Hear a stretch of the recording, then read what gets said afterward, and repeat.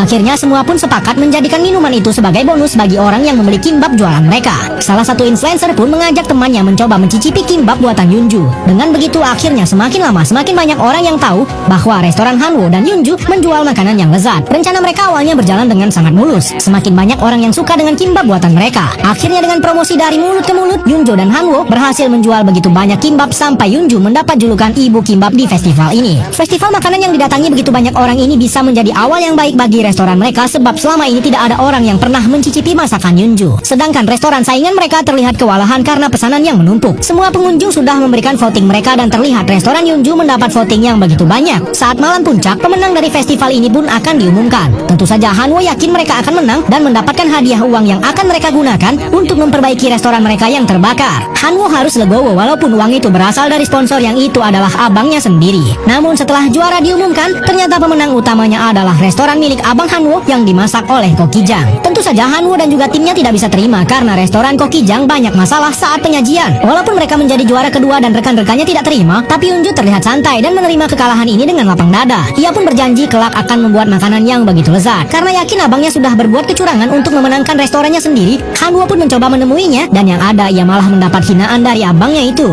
Lagi-lagi Hanwoo kalah dari abangnya sendiri. Kokijang yang sudah mengkhianatinya pun juga ikut-ikutan mengejek Hanwoo. Bahkan ia mengejek Hanwoo tak pantas bergaul dengan gadis kampungan seperti Yunju. Namun saat Kokijang diam-diam mencicipi masakan Yunju, ia benar-benar tak menyangka kalau masakan Yunju sangat lezat. Walaupun Yunju sudah kalah, namun ia masih bisa berbahagia dan bermain dengan anak-anak. Bahkan saat dikejar oleh anak-anak yang dikalahkannya saat bermain, Yunju langsung menarik tangan Hanwoo dan mengajaknya pergi dari sana. Sepertinya walaupun kalah dalam festival makanan, Hanwoo kini sudah memenangkan sesuatu, yaitu hati Yunju. Namun saat sampai ke dekat restoran mereka, Yunju malah melempar tangan Hanwoo dan malu sendiri karena sudah memegang tangan Hanwoo begitu lama. Lagi-lagi mereka malah saling adu gengsi. Walaupun Hanwoo terus berusaha menutupi perasaannya, tapi malam ini Hanwoo tidak kuat lagi melihat Yunju yang begitu ceria dan membuatnya jatuh cinta semakin dalam. Hanwoo pun mengatakan kalau ia suka kepada Yunju. Sempat tak menyangka, namun Yunju tak bisa lagi mengelak kali ini.